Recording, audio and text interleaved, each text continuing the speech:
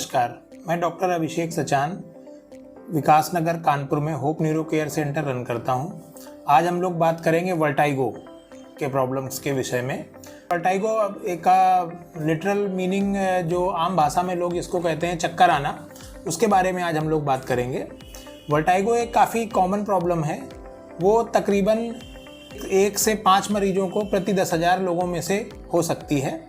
Vertigo किसको कहते हैं? वर्टाइगो में क्या होता है, मरीज कहते हैं कि डॉक्टर साहब हमको चक्कर आ रहा है। It is basically false sensation of spinning और swaying of his own body while he is in rest.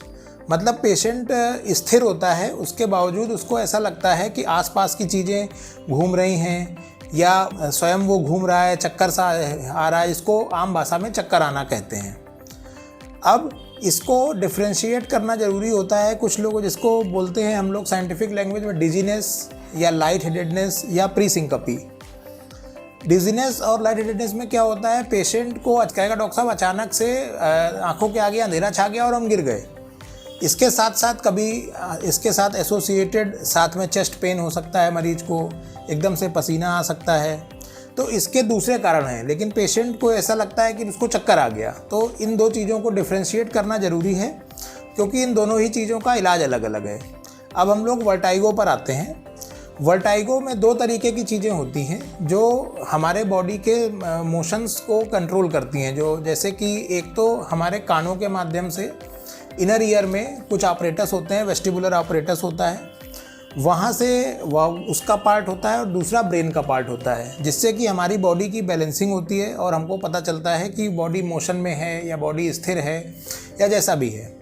तो इसमें क्या होता है, वर्टाइगो में या तो इनर ईयर के कुछ ऑपरेटस में प्रॉब्लम होती है, या फिर वहाँ से जो नर्व्स ब्रेन की तरफ जा रही हैं, जो उसकी सूचना लेके कि बॉडी में किस तरीके का मोशन है या बॉडी स्थिर है, उसमें कुछ प्रॉब्लम आती है। या फिर ब्रेन के रिसीवर एंड पे जहाँ वो रिसीव करता है वहाँ पे कुछ प्रॉब्लम आती है, जिसकी वजह से पेशेंट को चक्कर आना या वर्टाइगो की प्रॉब्लम होती है। अगर कान की वजह से या जो कान से ब्रेन की तरफ नसें जा रही हैं उसकी वजह से कुछ प्रॉब्लम्स आती हैं, चक्कर आते हैं, वर्टाइगो होता है, तो उसको पेरिफेरल वर्टाइगो कहते हैं। और यदि ब्रेन इटसेल्फ की वजह से कुछ इश्यूज़ आते हैं चक्कर आने के, तो उनको सेंट्रल वर्टाइगो कहते हैं। अब इसमें क्या होता है, जो पेरिफेरल वर्टाइगो होते हैं वो ज़्यादा कॉमन होते हैं बशर्ते सेंट्रल वर्टाइगो के। लेकिन सेंट्रल वर्टाइगो के कारण थोड़े से अलग होते हैं और वो थोड़े से डेंजरस भी हो सकते हैं, जिसको कभी इग्नोर नहीं करना चाहिए और जिसमें लापरवाही बरतनी नहीं चाहिए कभी भी। अब इसके लक्षण क्या होते हैं सेंट्रल या पेरिफेरल वर्टाइगो के? पेरिफेरल वर्टाइगो में बेसिकली क्या होता है, एक तो चक्कर आता है। इसमें 3 वैरायटीज़ होती हैं, जैसे वेस्टिबुलर न्यूरोनाइटिस हो सकती है, लेब्रिंथाइटिस हो सकती है, या बेनाइल पोजिशनल पैरोक्सिस्मल वर्टाइगो होता है। सेंट्रल वर्टाइगो में ड्यू टू सेरिबेलम एक स्ट्रक्चर होता है ब्रेन में जो बैलेंसिंग में हेल्प करता है, उसके इन्वॉल्वमेंट की वजह से सेंट्रल वर्टाइगो के सिम्टम्स आ सकते हैं पेशेंट्स में।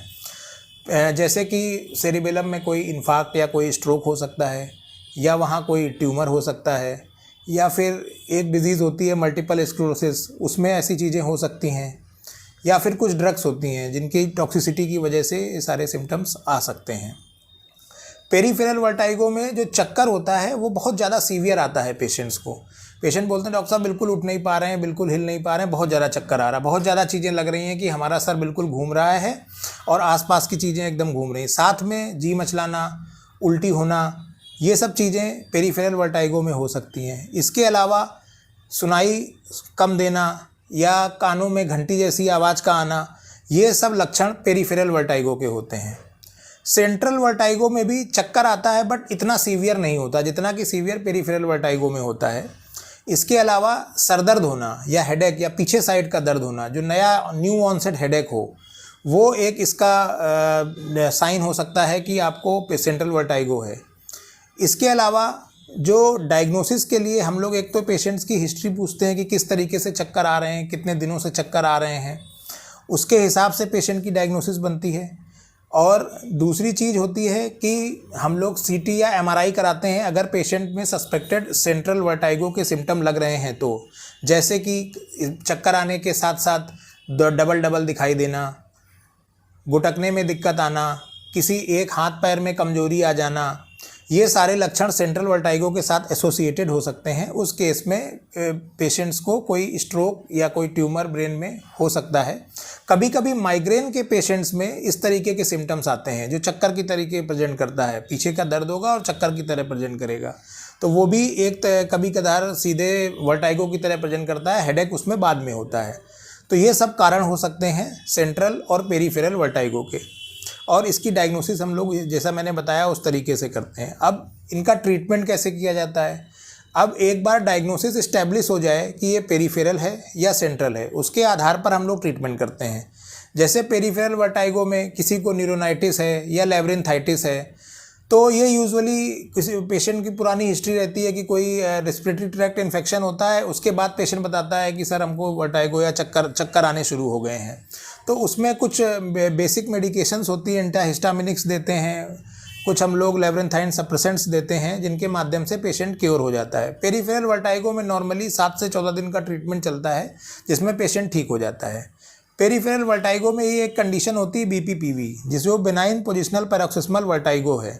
इसमें क्या होता है, जो कान में सेमी सर्कुलर कैनाल्स होती हैं उसमें छोटे छोटे कैल्शियम के स्टोन्स होते हैं जो डिटेक्ट करते हैं कि बॉडी मोशन में है या स्थिर है।